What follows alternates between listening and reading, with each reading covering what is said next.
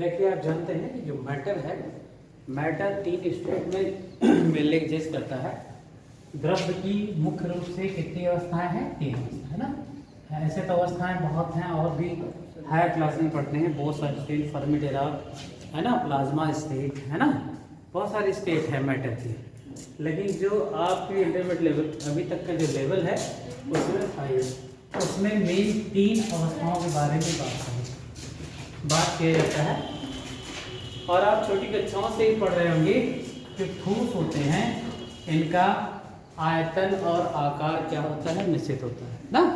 क्या होता है बताइए? दे हैव डेफिनिट शेप ना, डेफिनिट। इनका साइज क्या होता है? डेफिनिट होता है। वॉल्यूम क्या होता है? डेफिनिट होता है ना। वॉल्यूम, ये साइज और ये क्या होता है? दोनों ही निश्चित होते हैं। अच्छा बताइए, ठोस अवस्था की और क्या खास बात होती है बताइए? इसमें क्या होता है? एक पार्टिकुलर अरेंजमेंट होता है। क्या होता है बताइए? पार्टिकुलर अरेंजमेंट होता है एटम्स का, यानी अणु एक निश्चित व्यवस्था में एक दूसरे से क्या होते हैं? पैटर्न से जुड़े होते हैं ना। अच्छा, इसमें इंटरमॉलिक्यूलर फोर्सेस, अंतर आणविक जो बल होते हैं वो क्या होते हैं? स्ट्रांग होते हैं। क्यों? जो ठोसों के बात मत करो जी, जो ठोसों के अंतर आणविक बल होते हैं बहुत ही क्या होते हैं? प्रबल होते हैं। अच्छा, इसके बाद लो कंप्रेसिबिलिटी। कंप्रेसिबिलिटी का मतलब, लो कंप्रेसिबिलिटी का मतलब होता है अगर इनको प्रेस किया जाए तो बहुत कम दबते हैं। क्यों? जैसे अब लोहे को अब दबाना शुरू करें, क्या दबेगा? आसानी से ना। तो इनकी कंप्रेसिबिलिटी क्या होती है? लो होती है। काइनेटिक एनर्जी, काइनेटिक एनर्जी का मतलब गतिज ऊर्जा। ठोसों की गतिज ऊर्जा का मान क्या होता है? लो होता है। पोटेंशियल एनर्जी, स्थितिज ऊर्जा का मान क्या होता है? हाई ना। अगर हम बात करें ठोस की ना, ठोसों में क्या खास बात होती है कि इनमें आयतन और आकार पहली बात क्या होता है? निश्चित, है ना। और क्या होता है? इनमें एक जो परमाणु जुड़े होते हैं एक पार्टिकुलर जालक संरचना में व्यवस्थित होते हैं, लैटिस स्ट्रक्चर में। कैसे स्ट्रक्चर में? जैसे नमक की बात करें, नमक सॉलिड है, आप जानते हैं नमक क्यूबॉइडल शेप में इस तरह घनाकार ठोस है। इस तरह देखिए, ये नमक क्यूबॉइडल शेप में एग्जिस्ट करता है, इस तरह की संरचना में। एक निश्चित पैटर्न है ना कि कैसा जालक बनाएगा। सिंपल क्यूबिक बनाएगा, बीसीसी बनाएगा, अभी आप आगे पढ़ेंगे, एफसीसी बनाएगा, ईसीसी बनाएगा ना। तो किस व्यवस्था में ये अरेंज होंगे, है ना। तो अगर कोई बात करें कि ठोस है क्या, है ना, ठोस आप कहेंगे what is the one state of matter. द्रव्य की एक क्या है? प्रमुख अवस्था है जिसमें आयतन और आकार दोनों क्या होता है? निश्चित होता है। और इसमें एटम्स जो होते हैं एक निश्चित व्यवस्था में बंधे होते हैं, है ना, अरेंजमेंट में बंधे होते हैं। और ये जो है इनमें जो इंटरमॉलिक्यूलर फोर्सेस काम करता है बिटवीन एटम्स वो बहुत ज़्यादा स्ट्रांग होता है ना। जैसे NaCl का ही आपको पता है, नमक का जो मेल्टिंग पॉइंट होता है 802 डिग्री होता है। आप समझिए, इतना अगर आप नमक को पिघलाना चाहते हैं टेम्परेचर से, इतना डिग्री टेम्परेचर आपको देना पड़ेगा। बहुत हाई टेम्परेचर है ना। नमक बम्प कर जाता है, अगर आप क्रिस्टल डाल दीजिए आग में चटक जाएगा, लेकिन वो मेल्ट नहीं करता है जल्दी, है ना। और वही सोचिए कि पानी को ऐसे इतना फोर्स है कि पानी उसको तुरंत डालते ही मान गला देता है, पिघला देता है ना। कुछ खास बात होगी ना उसमें, इसका पैटर्न टूट जाता है। तो आप टेम्परेचर से मेल्टिंग पॉइंट इसका बहुत हाई होता है ना। तो ठोसों के, अधिकांश ठोसों के मेल्टिंग पॉइंट क्या होते हैं? हाई होते हैं ना। लो कंप्रेसिबिलिटी का मतलब होता है अगर इनको दबाएं, प्रेस करें तो ये बहुत कम प्रेस होते हैं, है ना। और कुछ ऐसे भी होते हैं थोड़ा बहुत दबते भी हैं, है ना। अभी यार जैसे आयोडीन पढ़ेंगे, सल्फर पढ़ेंगे, सॉलिड पढ़ेंगे, है ना। और जैसे रबर है, रबर भी तो एक तरीके से सॉलिड है ना। तो बताइए, रबर की गेंदों को दबा सकते हैं थोड़ा सा, स्प्रिंग वाली जो गेंदें होती है ना। तो बहुत ही कंप्रेसिबिलिटी बहुत लो होती है। गतिज ऊर्जा, अच्छा बताइए, क्या ये मॉलिक्यूल गति करते हैं क्या? जब वो परस्पर स्ट्रॉन्ग फोर्स ऑफ अट्रैक्शन से बंधे होते हैं तो काइनेटिक एनर्जी उनकी क्या होगी? डाउन होगी। और स्थितिज ऊर्जा का मान क्या होगा? ज्यादा होगा। सीधी सी बात है। अगर केवल ठोस बारे में ये आइडिया आपको लगता है मोटा मोटा, है ना, अच्छा, द्रव स्टेट आप पढ़ चुके हो फर्स्ट ईयर में ही, 11th में लिक्विड और गैस के बारे में पढ़ा जाता है। गैस स्टेट अभी आप पढ़ रहे थे, गैसीनियम, चैस बास ला, ये फॉलो करता है, वो फॉलो करता है ना। और गैसेस में क्या होता है, कौन से फोर्स मैंने बताए थे, लंदन फोर्सेस, कौन से फोर्स बताया था बताइए, है ना। और लिक्विड में कौन सा फोर्स, हाइड्रोजन बॉन्डिंग, कौन सी बॉन्डिंग, जो द्रव में बॉन्डिंग होती है, कौन सी बॉन्डिंग होती है। अच्छा, द्रव में लिक्विड में क्या खास बात होती है, इनका क्या शेप क्या होता है, निश्चित होता है कि अनिश्चित ना।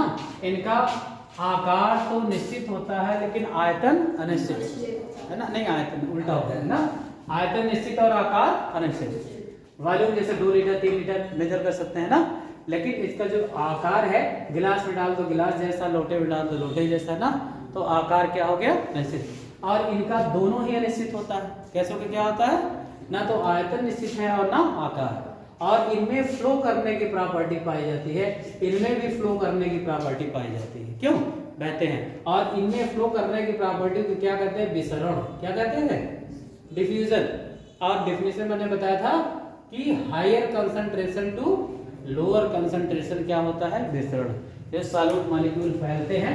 तो अब यहाँ पे इस लेक्चर में फोकस मेनली होगा किस अवस्था के बारे में अध्ययन करने जा रहे हैं, ठोस अवस्था, जिनका आयतन और आकार दोनों ही निश्चित होता है, एक पार्टिकुलर अरेंजमेंट होता है, काइनेटिक एनर्जी लो होती है, पोटेंशियल हाई होती है। अब इनका क्लासिफिकेशन से ऑब्जेक्टिव में भी क्वेश्चन पूछता है, क्लासिफिकेशन ऑफ सॉलिड, ठोसों का वर्गीकरण। On the basis of arrangement of particle, इनमें 2 टाइप के ये सॉलिड पाए जाते हैं, एक होते हैं क्रिस्टलाइन, कैसे ठोस, हिंदी में कहते हैं क्रिस्टलीय ठोस, ठीक है ना, क्रिस्टलीय ठोस। और दूसरे होते हैं अक्रिस्टलीय, अक्रिस्टलीय ठोस, crystalline and non crystalline solid, है ना। और दोनों में डिफरेंट पूछता है, दोनों में एग्जाम्पल पूछे जाते हैं, है ना। अच्छा, क्रिस्टलाइन ठोसों में, चलिए थोड़ा सा लिखते जाइए, नोट्स पे लिखते जाइए। क्रिस्टलाइन ठोसों में, क्रिस्टलाइन ठोसों में परमाणु दीर्घपरासी व्यवस्था में, दीर्घपरासी व्यवस्था, लॉन्ग रेंज अरेंजमेंट, दीर्घपरासी व्यवस्था में व्यवस्थित होते हैं। क्रिस्टलाइन ठोस have long range arrangement of atom, दीर्घपरासी व्यवस्था में व्यवस्थित होते हैं। इनका गलनांक, मेल्टिंग पॉइंट व क्वथनांक, बॉइलिंग पॉइंट है। इनका गलनांक और क्वथनांक दोनों ही निश्चित होता है। इनका they have definite melting point and boiling point, definite होता है। इनका गलनांक और क्वथनांक निश्चित होता है।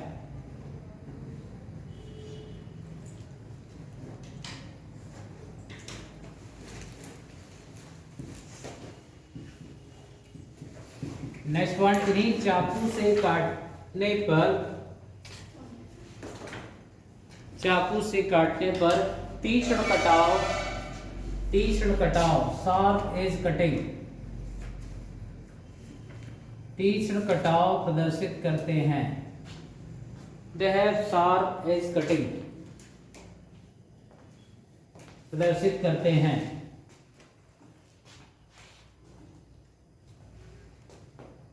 क्रिस्टलीय ठोस एनाइसोट्रोपिक, एनाइसोट्रोपिक होते हैं। विषम, हिंदी में कहते हैं विषम दैशिक, विषम दैशिक। क्रिस्टलीय ठोस विषम दैशिक एनाइसोट्रोपिक होते हैं। जिसका अर्थ यह है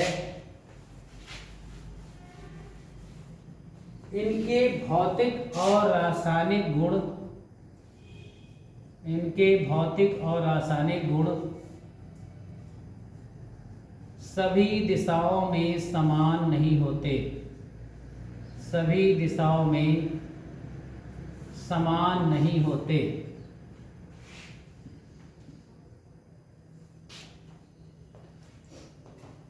इनका जो अरेंजमेंट है, आप इस तरह से या इस तरह से जो पैटर्न बनेगा, फिजिकल और जो इनकी केमिकल प्रॉपर्टी होगी, अलग अलग एटम की अलग अलग होगी, है ना। इनके जब फिजिकल और केमिकल प्रॉपर्टी दोनों इनके क्रिस्टल पैटर्न में सेम ना हो तो ऐसे सॉलिड क्या कहलाते हैं, विषमदैशिक, है ना। और सम का मतलब होता है, दूसरा क्या होगा, समदैशिक होगा। समदैशिक का मतलब इनके गुण आर डायरेक्शन में क्या होंगे, सेम होंगे, है ना। तो जो क्रिस्टली ठोस होते हैं ये किस नेचर के होते हैं, इनको इंग्लिश में क्या कहते हैं, एनाइसोट्रोपिक, क्या कहते हैं बताइए, और हिंदी में कहते हैं विषमदैशिक, है ना। तो इसलिए ठोसों प्रॉपर्टी क्या, लॉन्ग रेंज अरेंजमेंट, बहुत दीर्घ परासीय व्यवस्था में व्यवस्थित होते हैं ना। दूसरा क्या होता है, अगर इनको चाकू से काटे, अगर आप सोचिए नमक को काटिए या डायमंड को काटिए तो बहुत ऐसे पूरा क्रिस्टल एकदम साफ अलग हो जाएगा, है ना, उसमें कोई भी रेसा नहीं दिखाई देगी। लेकिन आप रबर को काट के देखिए जरा, रबर को काटेंगे क्या आएगा, छोटा छोटा पार्ट नीचे गिरेंगे आपको ना। और जो आपका शीशे को काटिए आप, शीशों के चाकू से काटा जाए तो बताइए छोटे छोटे पार्ट के नीचे आएंगे ना। इसका मतलब ये सब शार्प कटिंग सो नहीं करेंगे, है ना। और ऐसे सॉलिड लगते सॉलिड हैं लेकिन वो हैं एक्चुअली ये सुपर कोल्डेड लिक्विड। कई बार पूछा जाता है कि ग्लास क्या है, ग्लास ठोस नहीं है बल्कि क्या है, हिंदी में कहते हैं अतिशीतित द्रव, क्या है, बहुत ज्यादा ठंडा हुआ द्रव है ना। तो क्रिस्टलीय ठोसों में क्या होती है, इनकी प्रॉपर्टी आर डायरेक्शन में सेम नहीं होती है, एनाइसोट्रॉपिक होते हैं, और लॉन्ग रेंज अरेंजमेंट होता है एटम्स का, और क्या होता है, शार्प कटिंग शो करते हैं, डेफिनेट मेल्टिंग पॉइंट। जब इनका मेल्टिंग पॉइंट रहेगा, गलनांक क्या होता है, वह बिंदु, वह तापमान जिस पर कोई सॉलिड क्या करता है, मेल्ट, अगर सीधी भाषा में बात करें तो, है ना। और अदरवाइज जिनका वेपर प्रेशर वायुमंडलीय प्रेशर इक्वल हो जाता है तो वो बॉइलिंग पॉइंट होता है, क्या होता है उसका, बॉइलिंग पॉइंट, है ना। और जिस पॉइंट में मेल्ट करता है वो, अगर मेल्टिंग पॉइंट देखिए, मेल्टिंग पॉइंट क्यों निकाला जाता है पता है आपको, ताकि यौगिक हमारा शुद्ध है कि शुद्ध नहीं है, इस बात की कसौटी को परखने के लिए यौगिक का गलनांक निकाला जाता है ना। जैसे ऑक्जेलिक एसिड का जो गलनांक होता है 110 डिग्री होता है।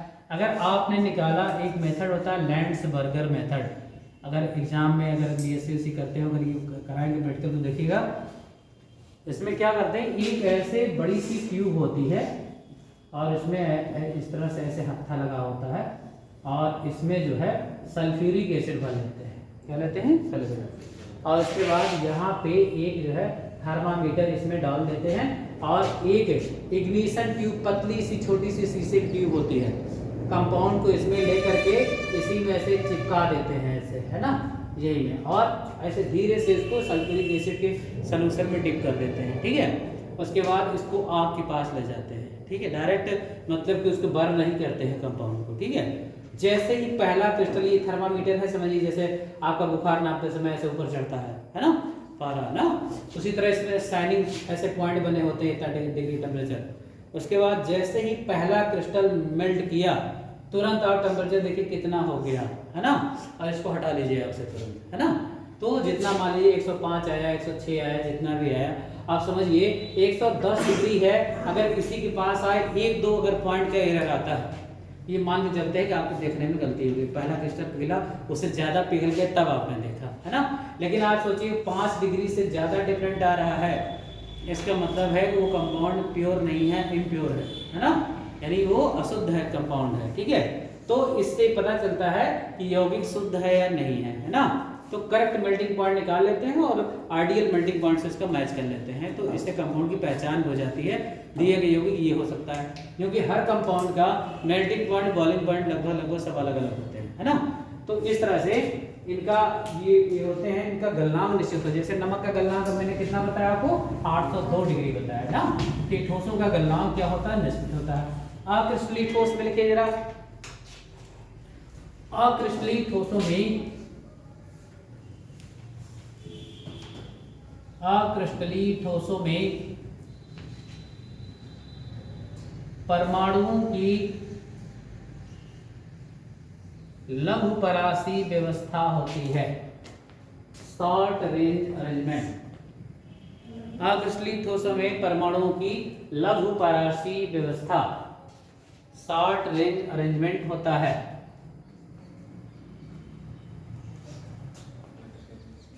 इन्हें चाकू से काटने पर तीक्ष्ण कटाव प्रदर्शित नहीं करते। इन्हें चाकू से काटने पर they do not show sharp edge cutting, तीक्ष्ण कटाव प्रदर्शित नहीं करते।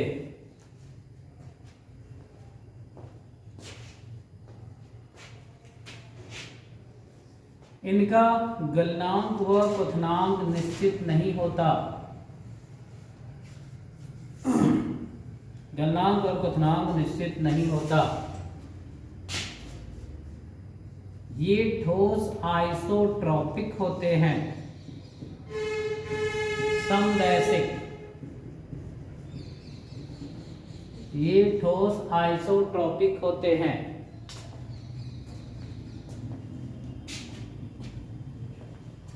आइसोट्रॉपिक क्या कहा, इनका हर फिजिकल केमिकल प्रॉपर्टी हर डायरेक्शन में क्या होगी, सेम है ना। आइसोट्रॉपिक होते हैं। वास्तव में अक्रिस्टलीय ठोस अतिशीतित द्रव होते हैं। Actually, non-crystalline solid are supercooled liquid. अतिशीतित द्रव होते हैं। Non-crystalline solid are supercooled liquid. For example, glass,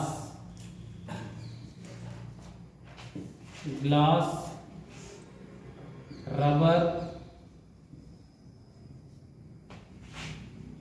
glass है, रबर है, सल्फर है एसिड फॉर्म में, आयोडीन ठोस फॉर्म में, ये सारे के सारे क्या है, नॉन क्रिस्टलाइन सॉलिड है।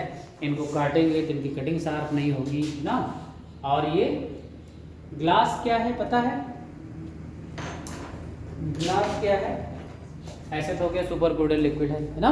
ग्लास बनता कैसे है पता है आप लोग को। ग्लास जो होता है, कई टाइप के ग्लास होते हैं, जैसे हार्ड ग्लास, सॉफ्ट ग्लास और क्रुक्स ग्लास, जेना ग्लास और पायरेक्स ग्लास। बहुत सारे ग्लास के टाइप होते हैं। जो हार्ड ग्लास होता है, ग्लास की प्रॉपर्टी अच्छी, ये लिक्विड है, कैसे प्रूव होता है, आप पुरानी बिल्डिंग के शीशों को देखिए, नीचे मोटे हो जाते हैं, ऊपर पतले हो जाते हैं। इसका मतलब इसमें भी बहने की प्रॉपर्टी होती है, जस्ट लाइक लिक्विड, है ना। और ये हार्ड ग्लासेस होते हैं, इनका मेल्टिंग पॉइंट लगभग 500 से 700 के बीच में ये मेल्ट कर जाते हैं, है ना। और जैसे ये दरवाजे की खिड़कियों के शीशे हैं, ये सब लगते हैं, ये सब हार्ड ग्लास हैं, अच्छे क्वालिटी के नहीं होते। आप चाय के गिलास में चाय पीजिए और उसके बाद बहुत ज़्यादा गर्म चाय पीजिए, पानी में फेंक दीजिए, हो सकता है चटक जाए, है ना। तो ये सब इनका कोई निश्चित गलनांक नहीं होता, है ना। और इससे बेटर क्वालिटी के सॉफ्ट ग्लासेस होते हैं, टेस्ट ट्यूब इत्यादि बनते हैं, बीकर्स वगैरह बनते हैं ना, तो ग्लास के वो भी होते हैं ना, इससे थोड़ा सा अच्छे क्वालिटी के। ये जो क्रुक्स ग्लास होते हैं, ये जो होते हैं आपके जो रेयर अर्थ एलिमेंट है, फोटोक्रोमिक जो चश्मे पहनते हैं लोग, धूप छांव वाले चश्मे, है ना, उसमें दुर्लभ मृदा धातुओं के एलिमेंट मिले होते हैं, उनकी क्वालिटी बहुत इम्प्रूव कर जाती है, उनका मेल्टिंग पॉइंट भी बहुत हाई होता है। ये क्रुक्स ग्लास में है। जेना कांच के भी बड़े बड़े बोरोसिल के जो है बॉटल बनते हैं, और सबसे बेहतरीन क्वालिटी के ग्लास, और इसमें जो माइक्रोस्कोप वगैरह के लेंस होते हैं ना, सूक्ष्मदर्शी के लेंस वगैरह बनते हैं ना। और आपका वॉच ग्लास वगैरह जो है ना, जो वॉच ग्लास से माउंटिंग की जाती है, क्रिटिकल के रहता है। पायरेट ग्लास सबसे हाई क्वालिटी, लगभग 2000 डिग्री टेम्परेचर पे मेल्ट करता है। और इसमें जो आसवन फ्लास्क है, बड़े बड़े, जिसमें आसुत जल बनाया जाता है, डिस्टिलेशन किया जाता है ना, और उसके अंदर आपने देखा हो, कभी आप क्रिटिकल रूम में जाइए, ऐसे ऐसे कॉइल इसमें रहता है, और ये एक शीशे के जैकेट बंद होता है, और यहाँ वाटर KM4 जब लेते हैं, पोटेशियम परमैंगनेट लाल दवा डाल देते हैं, जिससे वाटर में जीवाणु मर जाए, है ना। और उसके बाद फिर ये हीट होता है अंदर ही अंदर कॉइल, और फिर पानी वेपर के स्टेट में ऊपर उठता है और यहाँ से ठंडा जल गिराते रहते हैं पाइप से। तो बताइए फिर यहाँ से वेपराइजेशन होगा, अंदर यहाँ जाएगा, कंडेंसेशन हो जाएगा, बूंद बूंद के रूप में पानी गिरता है। इसके लिए क्या कहते हैं, आसवन, जिससे बनाया जाता है आसुत जल, नाम सुना होगा, डिस्टिल्ड वाटर, है ना, डिस्टिल्ड वाटर। तो ये ग्लास एक्चुअली होता क्या है, डिफरेंट टाइप ऑफ सिलिकेट का मिश्रण, calcium silicate, lead silicate, barium silicate, magnesium silicate, different type के सिलिकेट जब आपस में मिक्स करके पिघलाते हैं 1600 डिग्री टेम्परेचर तक लगभग ले जाते हैं भट्टी का तापमान। अब पिघलाते हैं, सिर्फ छलकता हुआ ट्रांसपेरेंट ग्लास बनता है। फिर इसके बाद एनिलेशन भट्टे में एक भट्टा होता है जिसमें बहुत कांस्टेंट टेम्परेचर ठंडा ठंडा बना रहता है, फिर उससे गुजारते हैं, फिर धीरे धीरे सांचों में ढाल देते हैं कलर वलर मिक्स करके, है ना, केमिकल कंपाउंड मिलाते हैं, जैसे लेड क्रोमेट मिला देंगे येलो कलर का कांच हो जाएगा, है ना, आयरन के कंपाउंड मिला देंगे ग्रीन कलर का कांच हो जाएगा, है ना। कांचों के कई रंग होते हैं ना, ग्लास में देखा, सुंदर सुंदर ग्लासें बनती हैं। तो कांच क्या है, डिफरेंट टाइप के सिलिकेटों का मिश्रण होता है, और किस कैटेगरी में होता है ये, नॉन क्रिस्टलाइन सॉलिड, इस साइड में होता है।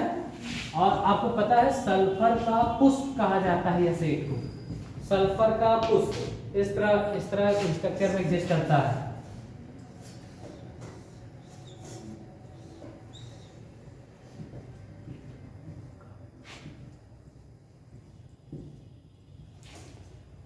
सल्फर ऐसे जिगजैग ऐसे फॉर्म में एग्जिस्ट करता है ना। फास्फोरस किस फॉर्म में एग्जिस्ट करता है, P4 फॉर्म में, किस फॉर्म में एग्जिस्ट करता है, P4 पे। देखिए इस तरह अगर एंगल स्ट्रेन होता है, इस तरह ये है आपका एंगल स्ट्रेन के कारण जो P4 होता है, अगर ये सफेद फास्फोरस है, कैसा फास्फोरस, फास्फोरस के कई टाइप होते हैं, सफेद फास्फोरस, व्हाइट फास्फोरस ना, येलो फास्फोरस ना, रेड फास्फोरस ना। तो ये जो सबसे रिएक्टिव फॉर्म होता है सफेद फास्फोरस, येलो फास्फोरस होता है। और जब यही पॉलीमेरिक फॉर्म में आ जाता है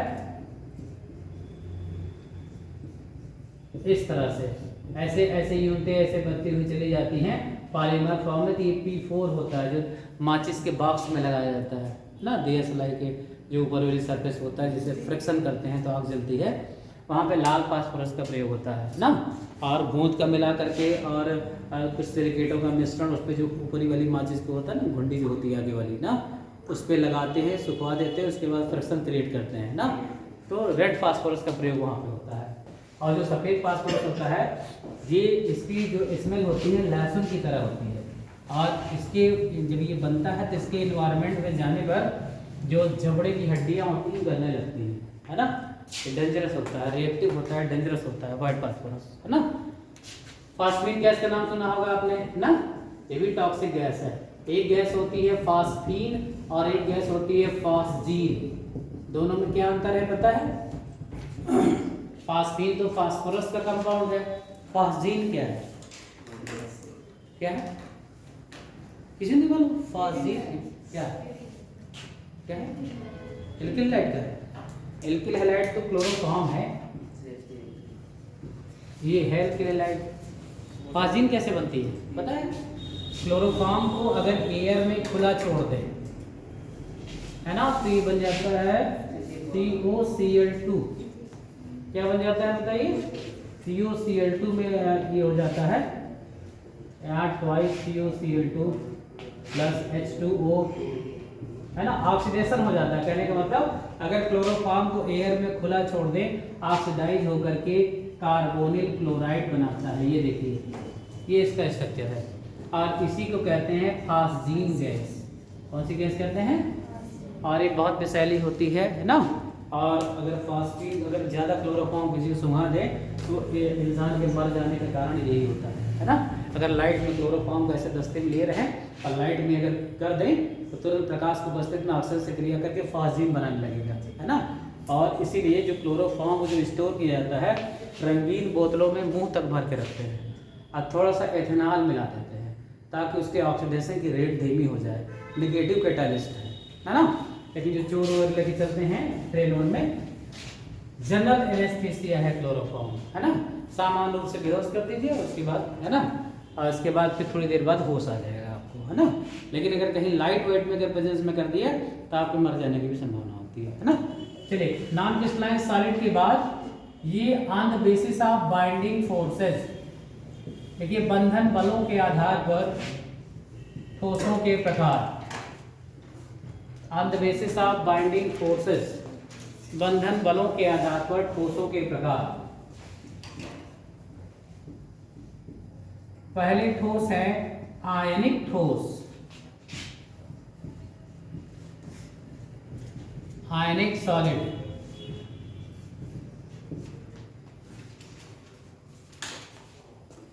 आयनिक सॉलिड, ऐसे ठोस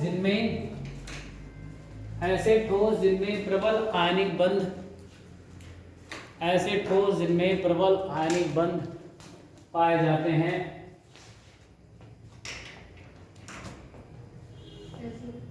जिनमें प्रबल आयनिक बंध पाए जाते हैं और इनमें आयनों के बीच वैद्युत आकर्षण बल प्रबल होता है, वैद्युत आकर्षण बल प्रबल होता है, उन्हें आयनिक ठोस कहा जाता है, उन्हें आयनिक ठोस कहा जाता है।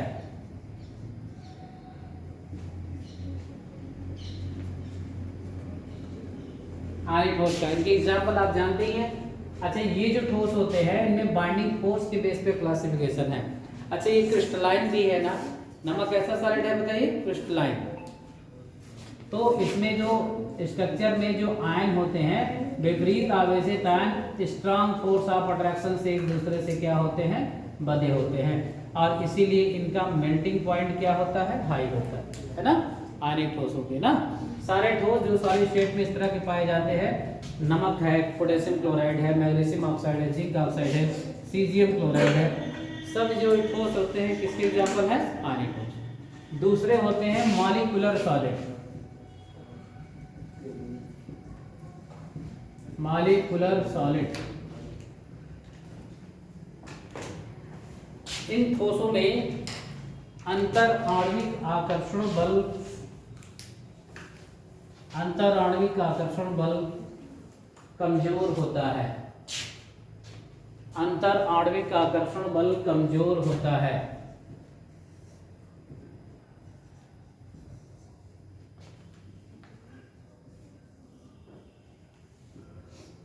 वीक फोर्स ऑफ अट्रैक्शन से, जैसे क्लोरीन S8P4।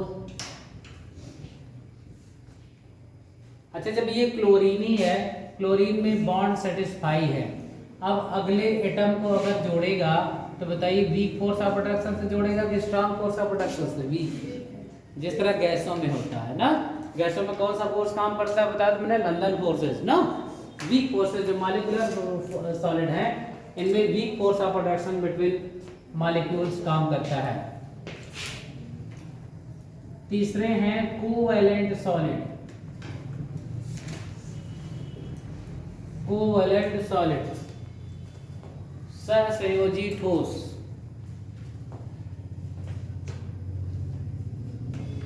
इन्हें नेटवर्क सॉलिड भी कहते हैं, इनमें इन्हें they are called network solid, network solid भी कहते हैं। इनमें परमाणु परस्पर सहसंयोजी, इसलिए परमाणु परस्पर प्रबल सहसंयोजी बंध से जुड़े होते हैं, प्रबल सहसंयोजी बंध से जुड़े होते हैं।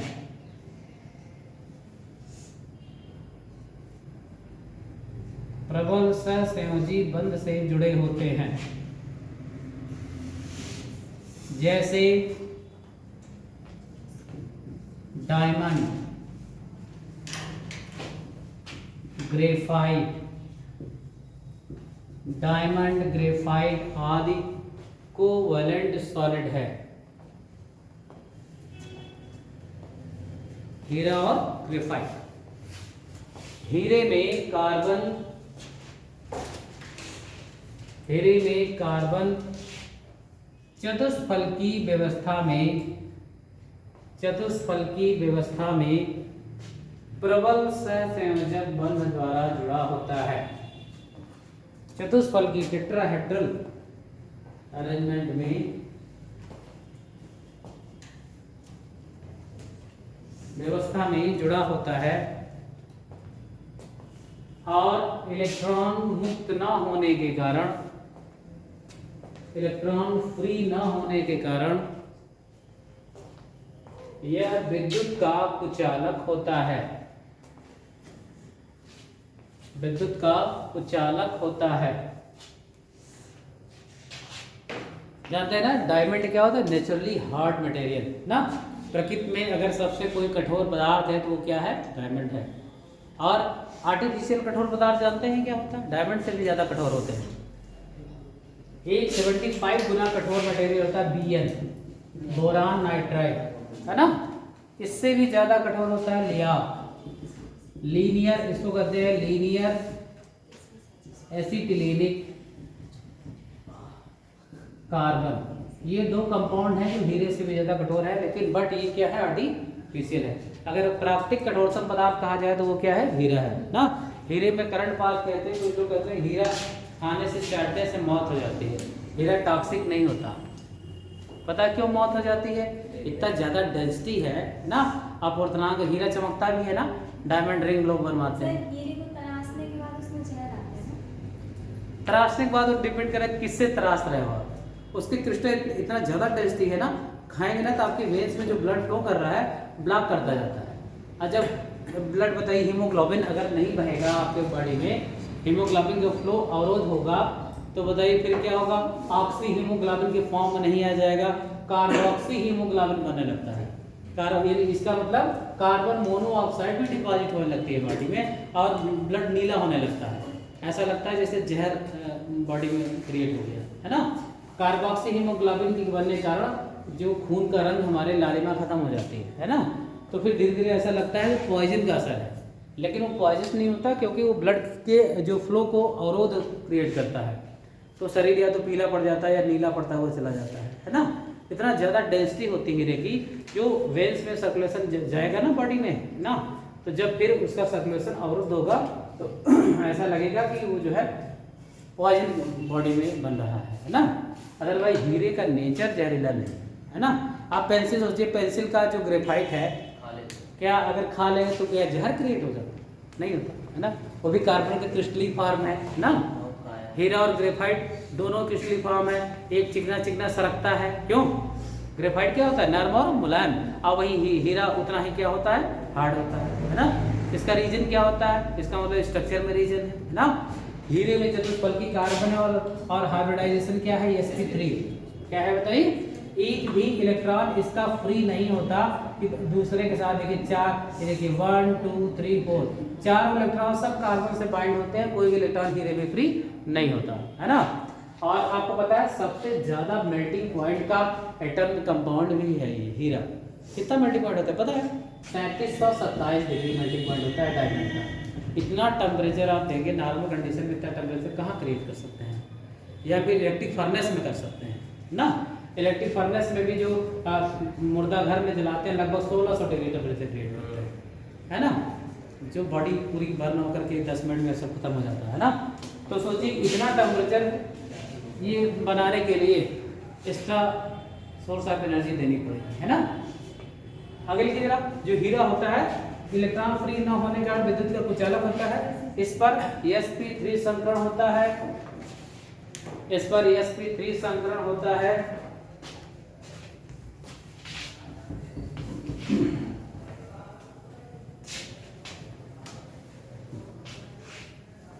sp3 संकरण होता है।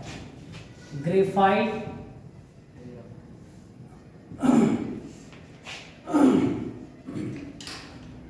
में कार्बन परमाणु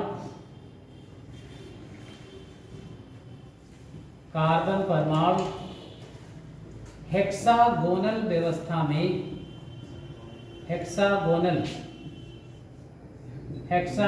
व्यवस्था में व्यवस्थित होते हैं।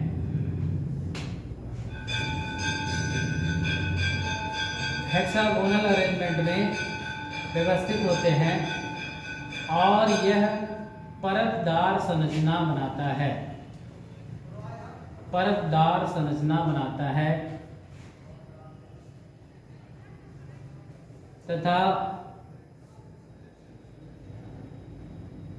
जिसकी परतें एक दूसरे पर फिसलती हैं, एक दूसरे पर फिसलती हैं।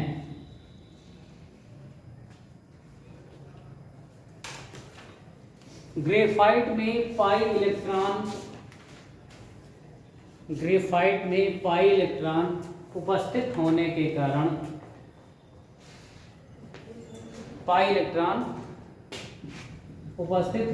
कारण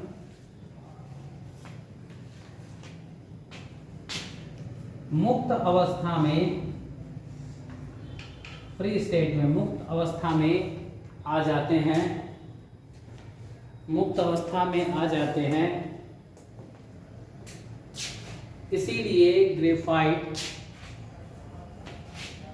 विद्युत का सुचालक होता है। ग्रेफाइट विद्युत का सुचालक होता है। दोनों की संरचना दोनों ही कार्बन की क्रिस्टलीय फॉर्म है, लेकिन देखिए जो ग्रेफाइट होता है इस तरह हेक्सागोनल होता है। इसमें जो अंदर आपको क्या दिखाई दे, ये सब क्या दिखाई दे रहा है, पाई बॉन्ड। कौन सा बॉन्ड दिखाई दे रहा है, पाई बॉन्ड। आप जानते हैं वीक होता है ना, जब से हिट दिया ये पाई बॉन्ड ब्रेक हो गया और इसके इलेक्ट्रॉन क्या हो गए, फ्री हो गए ना। और इस तरह से अगर इस तरह दिया जाए, 3D में देखा जाए, इस तरह से परतें होती हैं और एक दूसरे से क्या होती हैं, स्लिप करती हैं। इसीलिए ग्रेफाइट जो है लुब्रिकेंट के रूप में भी यूज होता है ना, चिकनाई उत्पन्न करने के लिए। देखिए पेंसिल जब आप लिखते हैं तो कागज पे सरकती है ना, और जबकि ग्रेफाइट क्या होता है, बहुत हार्ड होता है। तो दोनों ही कार्बन की फॉर्म है, लेकिन स्ट्रक्चर के कारण इसमें कौन से इलेक्ट्रॉन, पाई बॉन्ड बनाने वाले इलेक्ट्रॉनों को कौन से इलेक्ट्रॉन कहते हैं, पाई इलेक्ट्रॉन के कारण ये इसमें इलेक्ट्रिसिटी कंडक्ट होती है और डायमंड में ऐसी कंडक्शन नहीं है ना। नेक्स्ट टाइप के सॉलिड है मेटालिक सॉलिड। मेटालिक धात्विक बंध कैसे बंद होते होंगे बताइए। जो मेटल में बॉन्ड पाए जाते हैं उन्हें ही कौन से बॉन्ड कहा जाएगा बताइए, मेटालिक।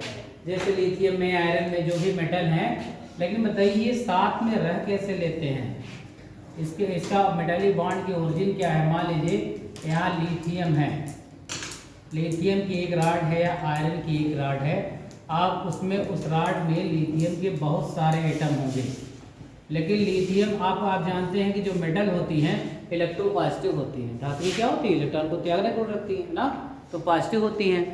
तो ये पॉजिटिव पास में कैसे रह लेते हैं, ये इसमें रिपल्सन होना चाहिए था ना। तो मेटालिक बॉन्ड की ओरिजिन का रीजन क्या है, मेटालिक बॉन्ड कैसे बनते होंगे, यानी मेटालिक बॉन्ड कैसे बनते हैं। देखिए जो मेटालिक बॉन्ड होते हैं इसके संदर्भ में एक मॉडल दिया गया, इलेक्ट्रॉन सी मॉडल। कौन सा मॉडल दिया गया था, इलेक्ट्रॉन सी मॉडल। इस मॉडल में कहा गया है कि जो धातुएं होती हैं जब एक पार्टिकुलर एरिया में इलेक्ट्रॉन का त्याग करती है, ठीक है ना, तो इलेक्ट्रॉन कहीं निकल नहीं जाता है, उसी एरिया में इलेक्ट्रॉन क्या करने लगता है, उसके चारों ओर ऐसे क्लाउड जैसा बना लेता है और मूव करने लगता है, ठीक है ना। सर्कुलेट पार्टिकुलर एरिया में इलेक्ट्रॉन फ्री होकर के, और ऐसा लगता है ये जो मेटल के आयन है ऐसा दिखाई देते हैं जैसे इलेक्ट्रॉनों के सागर में डूब गए हों, है ना। इलेक्ट्रॉन क्लाउडिंग, जैसे आप बेंजीन रिंग में कहते हैं ना, ये पाई इलेक्ट्रॉन फिक्स नहीं होते, ऐसे ऐसे ऐसे ऐसे मूव करते हैं ना, रेजोनेंस के कारण ना। तो सारे कार्बन पर पाई इलेक्ट्रॉन का क्या क्या रहेगा, क्लाउड जैसा मूव करता रहेगा ना। इसी तरह जो मेटल में जो बॉन्ड की ओरिजिन बताई गई है, उसे कहते हैं जब धातुएं इलेक्ट्रॉन को त्यागती हैं तो इलेक्ट्रॉन कहीं बाहर निकल के चला नहीं जाता, उसी के आसपास। आप जानते हैं इलेक्ट्रॉन का एक तो साइज बहुत छोटा है ना, और सबसे कम चार्ज वाला ये पार्टिकल है। क्यों, इसका आवेश भी एक इकाई का आवेश होता है, जो कूलाम में कितना होता है 1.6 × 10⁻⁻⁹ कूलाम का नेगेटिव चार्ज होता है। इलेक्ट्रॉन पे। तो ये धातु के चारों ओर ऐसे ऐसे मूव करता रहता है, क्लाउडिंग होती रहती है और एक फोर्स ऑफ अट्रैक्शन हमेशा क्रिएट रहता है। देखिए एक इलेक्ट्रॉन मूव कर रहा है, इलेक्ट्रॉन के मूव करने से ही मेटल के धातुएं क्या होती है, विद्युत की क्या होती है, सुचालक होती है। लिखते हैं ना धातुएं विद्युत की क्या होती है, सुचालक, क्योंकि इसमें इलेक्ट्रॉन फ्लो करती है एक सिरे से दूसरे। जब इस धातु की राड यहाँ गर्म किया हमने तो धीरे धीरे इलेक्ट्रॉन बहने लगे, इस सिरे से एटम लगातार हीट होता चला जाता है, दूसरा सिरा भी क्या हो जाएगा, गर्म हो जाएगा। तो उसमें कौन से इलेक्ट्रॉन सी मॉडल में कहा गया, इलेक्ट्रॉनों के मूवमेंट के कारण ये धातु का जो आयन है इसी में डिप दिखाई देता है इलेक्ट्रॉन सी मॉडल में। और ये जो पॉजिटिव है और इलेक्ट्रॉन है इनके बीच में एक फोर्स ऑफ अट्रैक्शन हमेशा बना रहता है, वीक फोर्स ऑफ अट्रैक्शन। और इतना स्ट्रांग भी नहीं होगा, अगर स्ट्रांग हो जाएगा तो न्यूट्रल हो जाएगा। क्या हो जाएगा, न्यूट्रल। इसमें फ्लो करने की प्रॉपर्टी, इलेक्ट्रॉन को बहने की प्रॉपर्टी बनी रहती है और इलेक्ट्रॉन का फ्लो होना, करंट का फ्लो होना है ना। इसीलिए धातुएं क्या होती हैं, इनमें जो बॉन्ड पाए जाते हैं, मेटल में उपस्थित बॉन्ड को कौन से बॉन्ड कहा जाता है, मेटेलिक बॉन्ड, है ना। लिख लीजिएगा। हाइड्रोजन बॉन्डिंग पढ़ लिया था, मैंने बता दिया था उसमें, उस वाले लेक्चर में हाइड्रोजन बॉन्डिंग पढ़ लिया था ना। दो टाइप की बॉन्डिंग होती है, कौन कौन सी, इंटरमॉलिक्यूलर और इंट्रा। इंट्रा का एग्जांपल बताइए। इंट्रामॉलिक्यूलर किसमें पाई जाती है, क्या इफेक्ट करती है, बॉइलिंग पॉइंट और मेल्टिंग पॉइंट पे। बॉइलिंग पॉइंट क्या होता है, ज्यादा होता है इंट्रा से या इंटर से। इंट्रा का बॉइलिंग पॉइंट पढ़ के तो आइए कम से कम पिछला लेक्चर। इंटरमॉलिक्यूलर डिफरेंट एटम के बीच में जो बॉन्ड बनते हैं, वीक फोर्स ऑफ अट्रैक्शन ना। जैसे पानी का एक अणु दूसरे पानी के हाइड्रोजन को वीक फोर्स ऑफ अट्रैक्शन से खींचता है, और इस वीक फोर्स ऑफ अट्रैक्शन को कौन सा बॉन्डिंग कहते हैं, एच बॉन्डिंग कहते हैं ना। इंटरमॉलिक्यूलर से बॉइलिंग पॉइंट क्या होता है, हाई होता है, और इंट्रामॉलिक्यूलर से लो होता है। इंट्रामॉलिक्यूलर के एग्जांपल हमने बताए थे, आर्थो नाइट्रोफिनॉल, ये बताया था काफी में, एक नोट्स बनाइए जितने भी लेक्चर चले, ठीक है ना। और जब विदिन ए मॉलिक्यूल बॉन्डिंग होती है, इंट्रामॉलिक्यूलर बॉन्डिंग से मेल्टिंग पॉइंट और बॉइलिंग पॉइंट क्या हो जाते हैं, कम हो जाते हैं ना। और इंटरमॉलिक्यूलर से ही, और हमने डाइमर और ट्राइमर भी बताया था। एसिडों में कौन सी बॉन्डिंग पाई जाती है, एसिड में कौन सी बॉन्डिंग होती है, डाइमर, कौन सी बॉन्डिंग। और डाइमर में मैंने बताया था इस तरह, देखिए डबल जोड़ी बॉन्डिंग,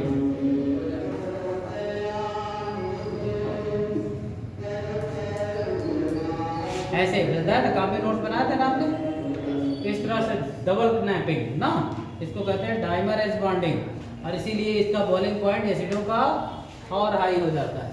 और एक बताया था ट्राइमर बॉन्डिंग ग्लिसरॉल में ना, तीन बॉन्डिंग होती है इसमें ना, इसका एमटी और बीपी और हाई हो जाता है, गाढ़ा भी हो जाता है ना।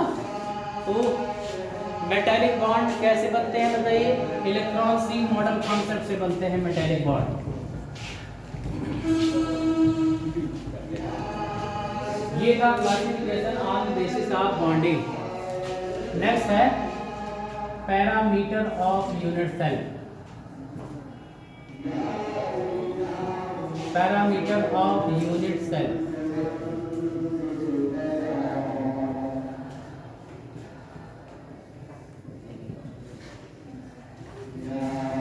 यूनिट सेल क्या होती है बताइए, यूनिट सेल से क्या मतलब है, define unit cell. Inter pass में कुछ तो याद होगा, हाँ भूल गए, एकदम भूल गए, अपने आप को नहीं भूले, खाना नहीं भूले, है ना, और पार्टी अटेंड करना नहीं भूले, शादियों में जाते होंगे, खाना खा के आते होंगे ना, ये सब चीज़ें नहीं भुलाती क्योंकि सब्जेक्ट बोलता है, क्योंकि इसमें इंटरेस्ट कम होता है। बायोलॉजी भूल के, बायोलॉजी ग्रुप के हो, मैथ बायोलॉजी ग्रुप के हो, अच्छा हार्मोन हार्मोन के बारे में जानते हो, हार्मोन जानते हो क्या होता है हार्मोन, क्या करता है वो हार्मोन, हार्मोन कारण क्या होता है, हार्मोन है क्या, मेटाबॉलिक एक्टिविटी में भाग लेता है हार्मोन। तो फिर एंजाइम क्या होते हैं,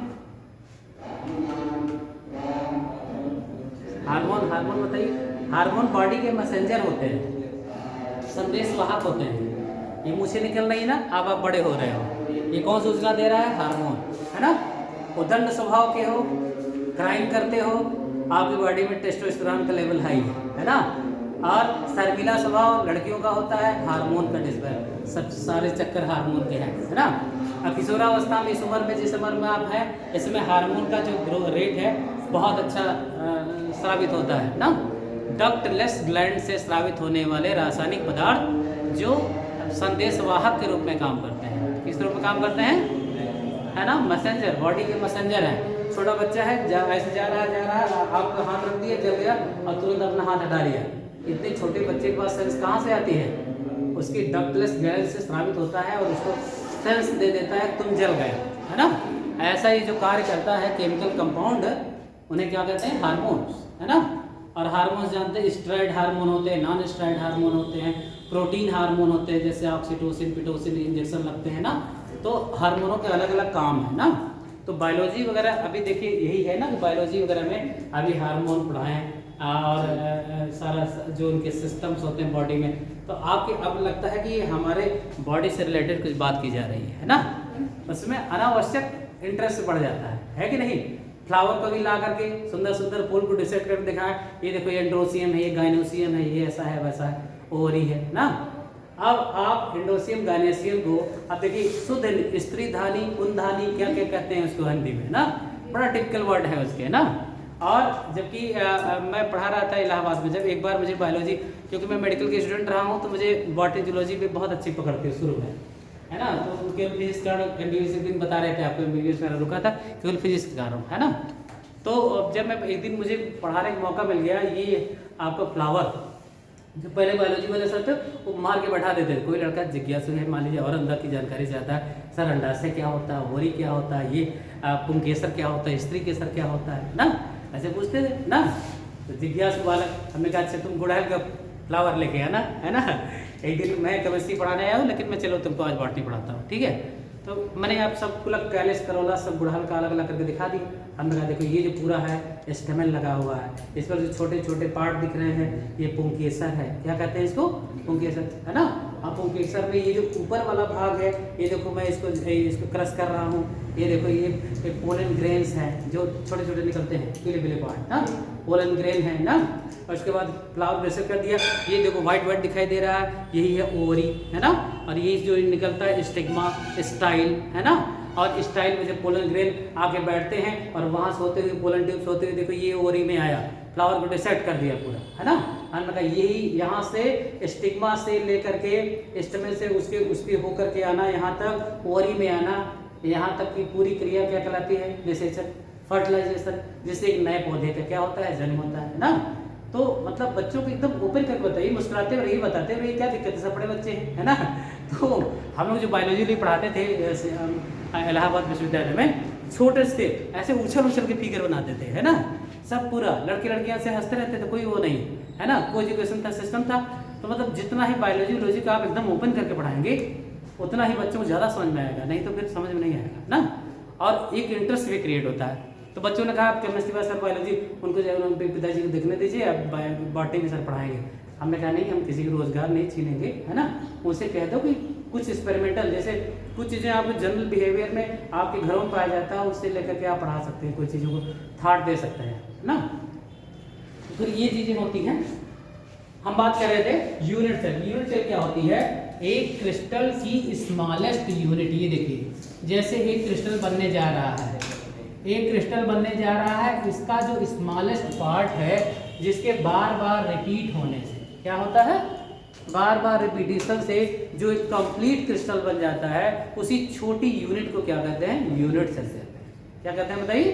the smallest part of a crystal which on repetition give whole unit, whole the crystal, है ना। जो किसी क्रिस्टल का छोटा से छोटा पार्ट जिसके बार बार रिपीट होने से पूरा क्रिस्टल बन जाता है, उसी को हम क्या कहते हैं? स्मॉलेस्ट पार्ट को क्या कहते हैं? Unit cell. आप सेल से ही आपको समझ जाना चाहिए। सेल माने कोशिका। कोशिका क्या होती है? शरीर की रचनात्मक और क्रियात्मक इकाई। छोटी से छोटी डिफिनेशन में होता है ना, छोटी से छोटी इकाई जिससे मिलकर कोशिका से क्या बनता है? ऊतक बनते हैं, ऊतक से अन्नतंत्र बनता है ना। तो बेसिक यूनिट आपकी बॉडी की क्या है? सेल है ना। ऐसे ही किसी क्रिस्टल की बेसिक यूनिट को क्या कहते हैं? यूनिट सेल कहते हैं, है ना। लेकिन डिफाइन करिए यूनिट सेल। किसी क्रिस्टल की वह लघुत्तम इकाई, smallest part of a crystal, किसी क्रिस्टल की लघुत्तम इकाई जिसके बार बार दोहराए जाने से संपूर्ण क्रिस्टल का निर्माण हो जाता है। बार बार दोहराए जाने से संपूर्ण क्रिस्टल का निर्माण हो जाता है, उसे संपूर्ण क्रिस्टल का निर्माण हो जाता है, उसे यूनिट सेल कहा जाता है।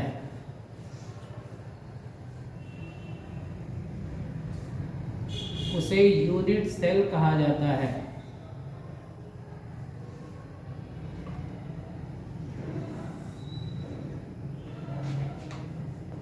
यूनिट सेल घनाकार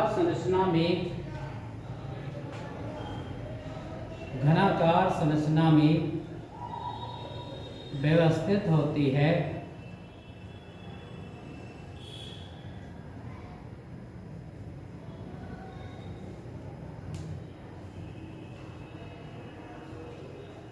देखिए अगर हम एक यूनिट सेल को, जनरल यूनिट सेल को अगर देखें तो क्या होता है कि क्यूबॉइडल शेप में एग्जिस्ट करती है। कैसे? क्यूब के फॉर्म में। अच्छा, क्यूब में क्या होता है?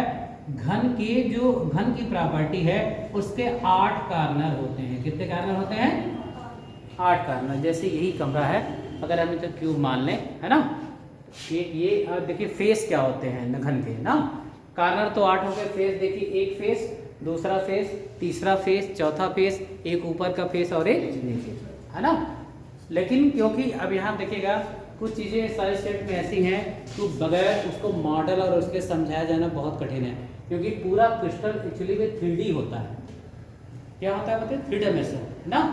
अच्छा, ब्लैक बोर्ड पे जो चीज़ें पढ़ाई जा सकती हैं वो क्या है? 2D है ना। या तो फिर उनका मॉडल रहे, है ना, कि कैसे क्लोज पैकिंग हो रही है। देखो एक परत ये ऐसा रखा, एक परत के ऊपर इस तरह अरेंजमेंट किया, इसके बीच में जो खाली स्पेस बन रहा है देखो कैसा बन रहा है, हेक्सागोनल बन रहा है कि स्क्वायर क्लोज पैकिंग हो रही है, कैसे पैकिंग हो रही है ना। तो उसके लिए वो मटेरियल चाहिए। लेकिन यहाँ पे मैं मैक्सिमम कोशिश करूँगा कि 2D में ही आपको थोड़ा सा मैं बता दूँ कैसे क्लोज पैकिंग। क्लोज पैकिंग का मतलब क्या होता है? जो एटम है किस तरह से व्यवस्थित है उसमें, है ना। इसी व्यवस्था को क्या कहते हैं? क्लोज पैकिंग, है ना। तो जो यूनिट सेल होती है इसमें पैरामीटर में क्या है? देखिए यहाँ पे मान लीजिए ABC 3 इसकी क्या है? भुजाएं, है ना, एस है ना, ठीक है। और अल्फा, बीटा और गामा 3 एंगल है। तो जो यूनिट सेल प्रॉपर्टी है A = B = C, जो सिंपल क्यूबिक यूनिट सेल होती है उसकी सब भुजाएं क्या होती हैं? बराबर होती है ना। A = B = C। और जो एंगल पे जिस पे व्यवस्थित होती है अल्फा = बीटा = गामा, ये एक दूसरे पे कितने डिग्री पर होती है? 90 डिग्री, है ना। और अलग बात है कि बहुत 14 प्रकार के ब्रेगेस लैटिस हैं, है ना, मोनोक्लिनिक, है ना, रोम्बिक्स ना, बहुत सारे प्रकार हैं यूनिट सेलों के। लेकिन जो आपको इंटरमीडिएट लेवल में पढ़ना है, आपको 3 टाइप की पढ़ना है mainly. SCC unit cell, BCC unit cell, FCC unit cell, और एक अलग से मैं बताऊंगा ECC यूनिट सेल। मेन इन्हीं का रेडियस निकालना, इन्हीं पे सवाल, और इन्हीं का रेडियस पे सवाल, है ना, पैकिंग फ्रैक्शन पे सवाल, है ना, और क्रिस्टलों में जो डिफेक्ट पाए जाते हैं, है ना। पूरा अगर इस चैप्टर पूरा समराइज करें क्या क्या आपको इसमें पढ़ना है। एक तो क्लासिफिकेशन आपने पढ़ लिया ना। यूनिट सेल में number of atom Z = value निकालना, Z क्या होता है ना। अब मैं आपको बता दूं कि जो एक यूनिट सेल है इसकी ABC लेंथ, इज लेंथ कहते हैं, वो सब क्या होती है? इक्वल होती है। एंगल कितने होते हैं बताइए? 90 डिग्री पर होते हैं। और एक यूनिट सेल में 8 कार्नर होते हैं। कितने कार्नर होते हैं? 8 कार्नर और 6 फलक। क्या कहते हैं उसको? ये देखिए, एक फलक, ये दूसरा फलक, तीसरा फलक, चौथा फलक, अब 5वें 6वें को इसी में शो कर देते हैं। एक ऊपर है और समझिए एक नीचे, क्योंकि 2D है ना ये, तो नीचे वाला दिखा नहीं सकते एटम। जैसे हमने कहा यही है, एक ऊपर और एक नीचे, है ना। तो इस तरह से यूनिट सेल में ये सब इक्विवेलेंट होते हैं। अब यूनिट सेल में परमाणुओं की संख्या कैसे निकालते हैं? परमाणुओं की संख्या, और इससे फार्मूला निकलवाते हैं। परमाणुओं की संख्या ज्ञात करना। याद करना। Finding number of atoms in unit cell.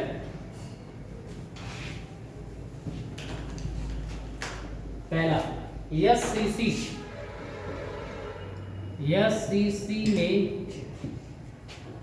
परमाणुओं की संख्या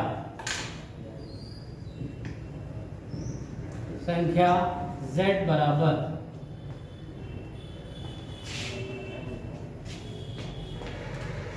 देखिए सिंपल यूनिट सेल में, सिंपल यूनिट सेल में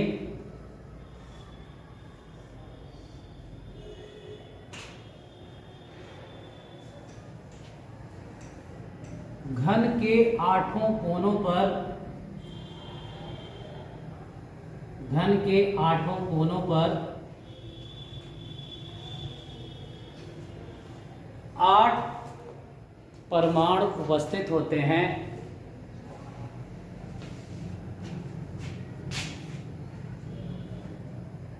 और जो कोने पर उपस्थित परमाणु है उस यूनिट सेल का, उस यूनिट सेल का 1/8वां हिस्सा, उस यूनिट सेल का 1/8वां हिस्सा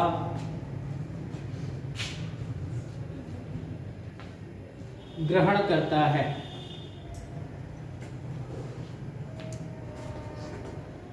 अब समझिए ये जो 8 ये कार्नर हैं ना, एक समझ लीजिए यूनिट सेल है जो कार्नर पर होता है। इस यूनिट सेल का कितना भाग कवर करता है? 1/8। इसका मतलब इसका 8 और यूनिट सेलों के मध्य शेयर होता है। क्योंकि अब देखिए हमने कहा ना 3D फिगर है, अब 8 यूनिट सेल है, इससे कैसे लगा सकते हैं सोचिए ना। लेकिन आप इस तरह आपको समझना पड़ेगा, ये चीजें याद कर लेनी पड़ेगी। जो कार्नर पर यूनिट सेल का एटम है 8 अन्य यूनिट सेलों के मध्य क्या है? शेयर है। समझिए तो बताइए इस यूनिट सेल में कितना योगदान है? 1/8 में का ही है ना। अच्छा बताइए एक यूनिट सेल में घनाकार यूनिट सेल है और कार्नर टोटल कितने हैं बताइए? 8 है ना। तो अच्छा 8 की वजह से टोटल कंट्रीब्यूशन क्या है? वही Z है। एक यूनिट सेल में कितने एटम आएंगे? अच्छा बताइए 8 कार्नर है, जो कार्नर पर एटम है कितना भाग एक्वायर कर रहा है? 1/8। तो बताइए Z क्या आ जाएगा? 1। यानी अगर सिंपल यूनिट सेल है तो उसमें जो नंबर ऑफ एटम आएगा उसका कंट्रीब्यूशन कितने हो जाएगा? केवल 1 एटम का, 8 कार्नर की वजह से। क्योंकि कार्नर वाला कितना भाग कवर करता है? 1/8। तो 8 कार्नर था, 8 × 1/8 हो गया, है ना। ये हो गया Z बराबर, एससीसी में कहें Z बराबर क्या होता है तो आप क्या लिखेंगे? 1। यानी 1 यूनिट सेल कंटेन 1 एटम। समझ गए टोटल कंट्रीब्यूशन। अच्छा बीसीसी यूनिट सेल में, बीसीसी में परमाणुओं की संख्या, परमाणुओं की संख्या बॉडी सेंटर्ड क्यूबिक, देखिएगा बॉडी सेंटर्ड क्यूबिक सेल में, बॉडी से बीसीसी यूनिट सेल में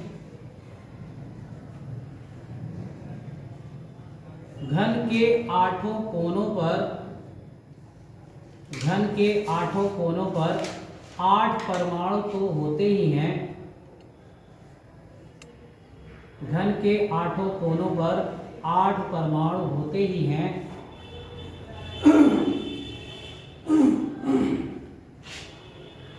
किंतु एक परमाणु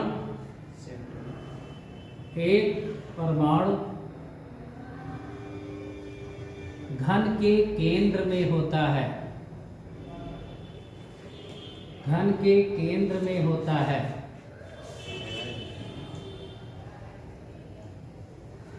जो परमाणु घन के केंद्र में होता है, जो परमाणु घन के केंद्र में होता है उसका किसी भी यूनिट सेल के मध्य, किसी भी यूनिट सेल के मध्य साझा नहीं होता, उसका किसी भी यूनिट सेल के मध्य साझा नहीं होता।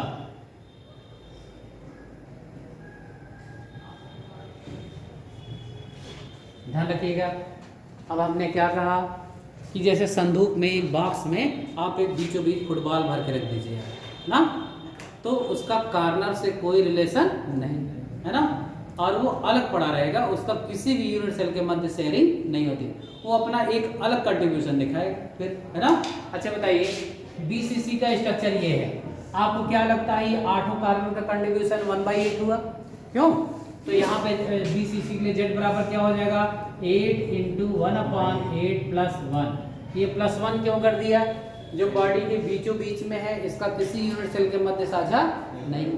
तो बताइए टोटल एटम का कंट्रीब्यूशन हो गया 2, यानी बीसीसी के लिए जेड बराबर क्या होता है 2। जेड क्या है, number of atom present in the unit cell, है ना। तो बीसीसी यूनिट सेल में एक यूनिट सेल में कितने परमाणु योगदान देते हैं, 2, 8 कार्बन वाले और एक बॉडी के बीचों बीच, राइट ना। अब नेक्स्ट है FCC, face centred cube, face centred cubic cell भी कह सकते हैं।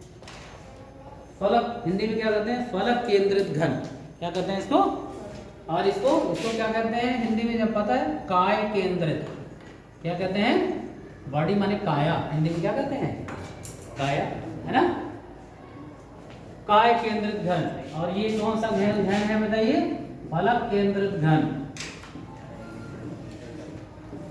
इस प्रकार के घन में घन के 8 कोनों के अलावा घन की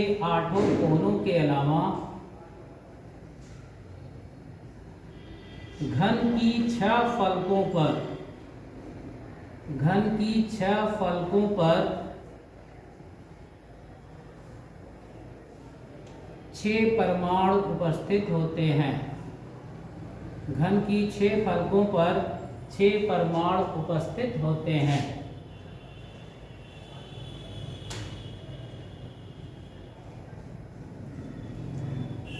जो परमाणु फलक पर उपस्थित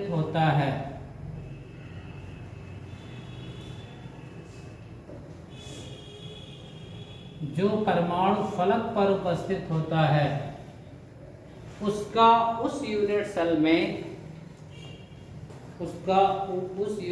में आधे का योगदान होता है।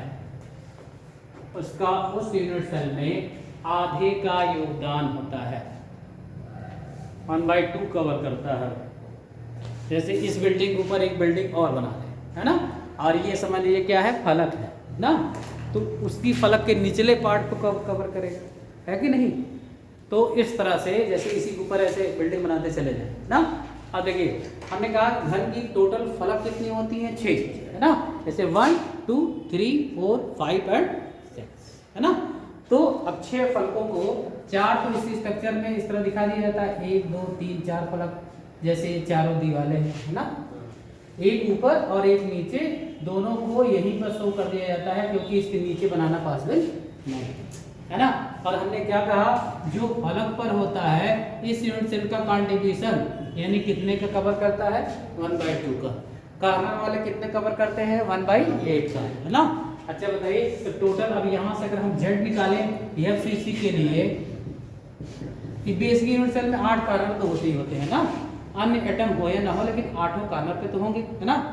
प्लस बताइए फलके कितनी है, 6 है। टोटल कितने फलके हैं, 6, और कंट्रीब्यूशन कितना है, 1/2। तो बताइए 1 + 3, जेड इक्वल टू क्या हो गया, 4।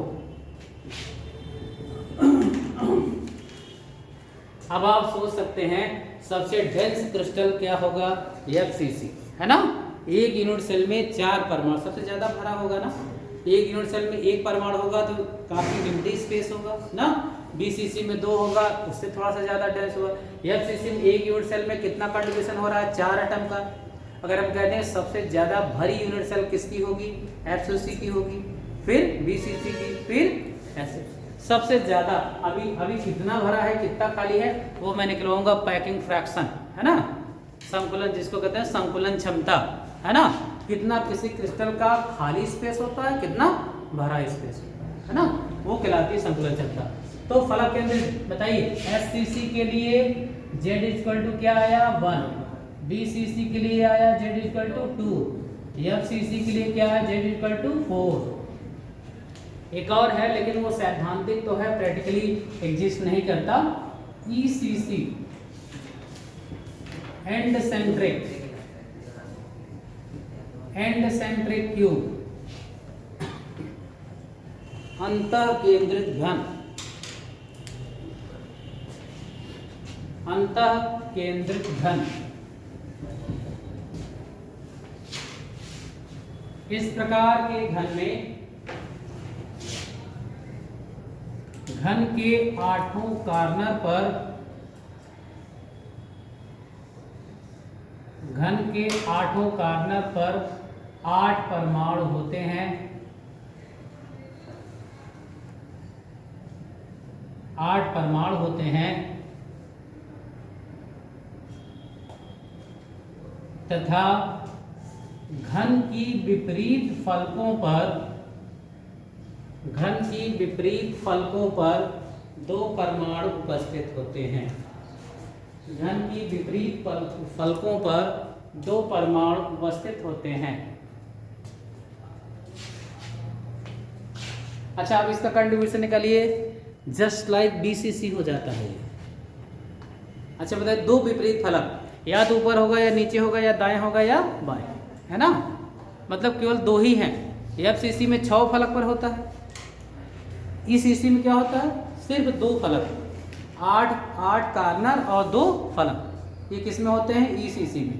एफसीसी में क्या होता है 8 कॉर्नर 6 फलक ना। अच्छा बताइए, जो फलक पर है इसका कंट्रीब्यूशन 1/2 का है ना, और कॉर्नर का कंट्रीब्यूशन क्या है 1/8 का, प्लस अब बताइए इसका 2 × 1/2, राइट ना। ये देखिए 1 + 1 = 2, जस्ट लाइक ये क्रिस्टल बन गया बीसीसी। बीसीसी भी कंट्रीब्यूशन z = 2 होता है ना, बीसीसी का है ना 2 आता है। तो ये सैद्धांतिक रूप से है तो, लेकिन प्रैक्टिकली एग्जिस्ट नहीं करता।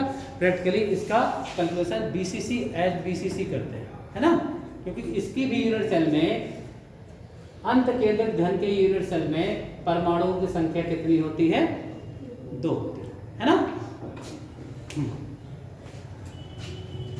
अच्छा देखिए क्वेश्चन कैसे आते हैं, देखिए ए और बी से बने, ए और बी से बने घन, ए और बी से बने घन जिनमें ए परमाणु घन के कोनों पर, ए परमाणु घन के कोनों पर तथा बी परमाणु, ए और बी परमाणुओं से बने घन जिनमें ए परमाणु घन के कोनों पर तथा बी परमाणु फलक पर स्थित है, बी परमाणु प्रेजेंट ऑन फेस, बी परमाणु फलक पर स्थित है।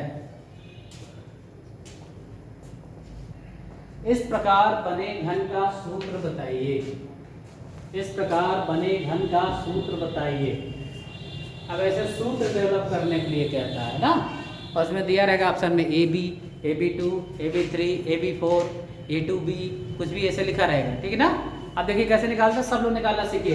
अच्छा बताइए, ए कहाँ है कॉर्नर पर, कहाँ है बताइए, अच्छा सभी कॉर्नर पर है, तो ए का कंट्रीब्यूशन निकाल लें, है ना। बताइए ए का योगदान क्या होगा उस यूनिट सेल में, क्योंकि कॉर्नर पर है तो 8 × 1/8, क्यों, एक परमाणु का योगदान ए होगा, ठीक है ना। बी का क्या कंट्रीब्यूशन होगा, बी का योगदान बताइए निकाल लेंगे, बी का योगदान फलक पर है ना, तो फलक 6 होती हैं, 6 × 1/2 = 3, यानी ए 1 है और बी क्या है 3 है, तो सूत्र क्या बना, AB3 टाइप का क्रिस्टल बना। किस टाइप का क्रिस्टल हो गया, AB3 टाइप का क्रिस्टल हो गया। अब देखिए और कैसे कैसे इसमें आते हैं, अब फार्मूला होगा, ये देखिए AB3, A2B3, है ना, AB4, ऐसा दिया रहता है 4 ऑप्शन, ठीक है ना। तो घन का सूत्र क्या निकला, AB3। दूसरा क्वेश्चन है, X, Y और Z से बने, एक्स वाई जेड परमाणुओं से बने एक्स वाई जेड परमाणुओं से बने एक घन जिसमें यक्स परमाणु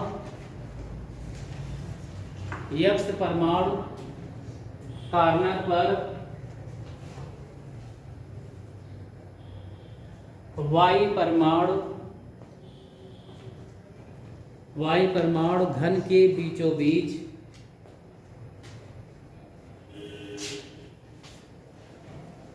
तथा जेड परमाणु फलक पर हैं। जेड परमाणु फलक पर हैं। Z atom present on face.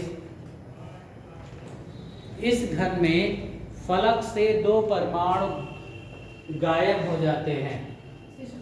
इस घन में फलक से दो परमाणु गायब हो जाते हैं। तो बने हुए घन का सूत्र बताइए।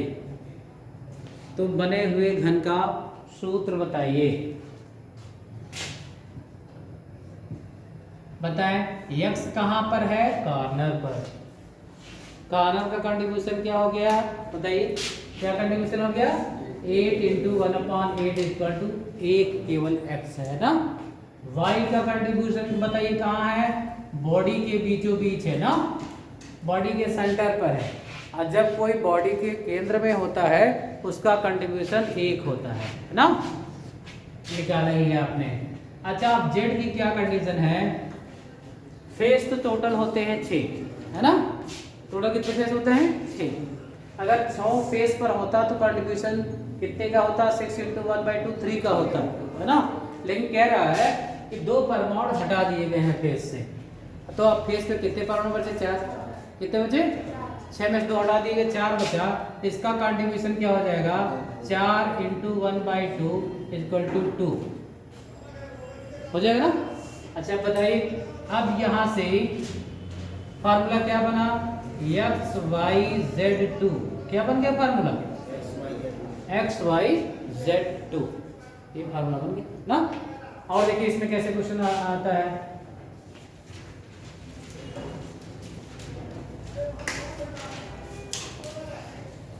एक्स और वाई से बने एक्स वाई परमाणु से बने एक घन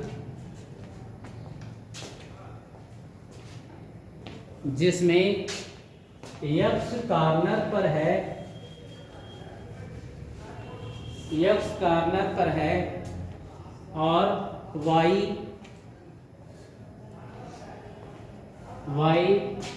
बॉडी के केंद्र में है।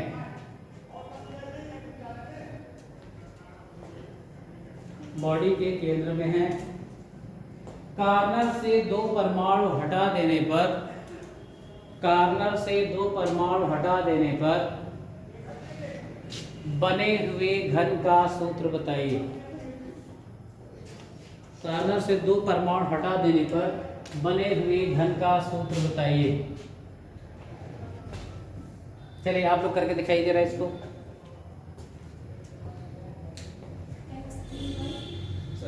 हाँ क्या बना? 2/3। अच्छा हाँ देखिए, अब इसको जब आ जाता है कैसे करते हैं आप। अच्छा बताइए, यक्स कहाँ पर था? कॉर्नर। क्यों? और वाई क्या था बताइए? बॉडी के सेंटर में था। तो बॉडी में था तो इसका कंट्रीब्यूशन 1 का हो गया ना। और कॉर्नर से 2 एटम हटा दिए गए तो 8 होते हैं, 2 चले गए तो यक्स का कंट्रीब्यूशन क्या हो जाएगा? 6 × 1/8 हो जाएगा। राइट, ऐसा किया होगा। 2 3 से 2 जब 3/4 का कंट्रीब्यूशन कर रहा है। क्या कंट्रीब्यूशन कर रहा है? 3/4। ऐसे ही लिख लिया करिए x और y, और यहाँ लिखा 3/4।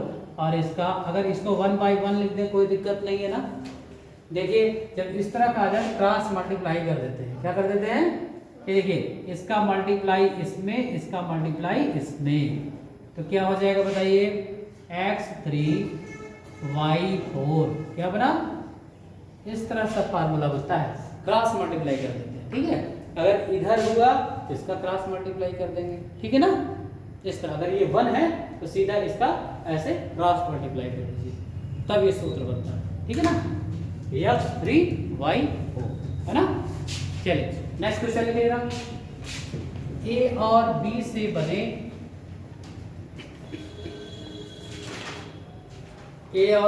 बने एक घन जिसमें ए परमाणु कॉर्नर में है तथा बी परमाणु फलक पर स्थित है। कॉर्नर से दो परमाणु हटा देने पर बने घन का सूत्र बताइए।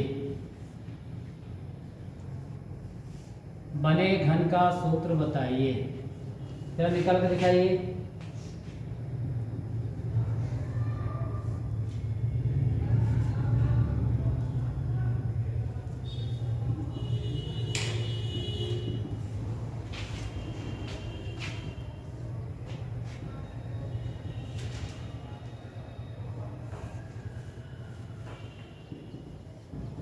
इसमें कौन सा ऑप्शन सही होगा बताइएगा।